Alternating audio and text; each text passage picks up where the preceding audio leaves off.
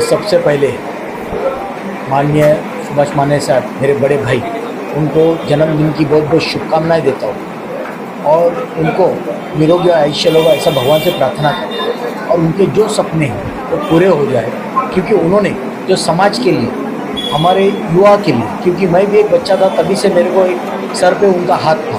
आहिस्ता आहिस्ता मुझे भी राजनीति कैसा खेलना है, क्या करना है, लोगों की सेवा कैसे करनी है, ये सब मुझे उन्होंने सिखाया है। और जब भी देखो पार्टी कोई भी रहे, लेकिन उनका एक साया बोलो, उनका सर के ऊपर मेरे हाथ रहे, वो हमेशा था। और इसके वजह से हर आदमी को वो सपोर्ट करते हैं और पार्टी में ऐसी गंदी राजनीति नहीं खेलती। एक धर्म के नाम पे और जो युवा पीढ़ी है उनको आगे बढ़ाने का काम कैसा हो करने का वो करते हैं और सबको वही सिखाते हैं। तो मैं मेरे तरफ से और मेरे पार्टी की तरफ से फिर एक बार उनको जन्मदिन की बहुत बहुत शुभकामनाएं देता हूँ और उनके लंबी उम्र की भगवान से प्रार्थना करता हूँ।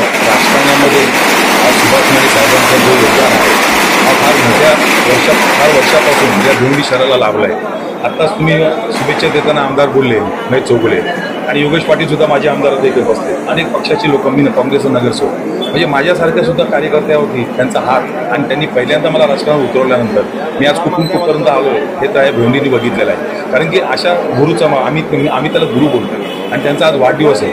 आज या भिवंडी शहरातला प्रत्येक म्हणजे कुठलाही पक्षाचा पदाधिकारी असो, खासदार असे, आमदार असतील, नगरसेवक असतील, अनेक पक्षाचे लोक, कार्यकर्ते, पदाधिकारी असतील इथे आलेत आणि त्यांना शुभेच्छा देण्यासाठी आलेत। कारण की त्या माणसामध्ये एक काहीतरी गुण असतील म्हणून ते इथे पोहोचले। इसलिए मैं आज मेरे सुभाष माने साहब को मैं गुरु बोलता हूँ, उनको मैं जन्मदिन के तौर पर शुभेच्छा देता हूँ मेरे लाड़ परिवार की तरफ से, क्योंकि उन्होंने जो भिवंडी के लिए कुछ किया है तो आज राजकारण में उन्होंने एक साफ सुथरा अपना नाम रखा है और ऐसा साफ सुथरा इंसान अपने भिवंडी शहर में लावा है, उनको अब मिला है, उनका आशीर्वाद उनका हमें मिला है। तो हम उनको ये आज के दिन की बहुत बहुत शुभकामनाएं देते हैं। उनको भगवान बड़ी लंबी उम्र दे और उनको दीर्घायुष्य मिले, ऐसी मैं प्रार्थना करता हूँ।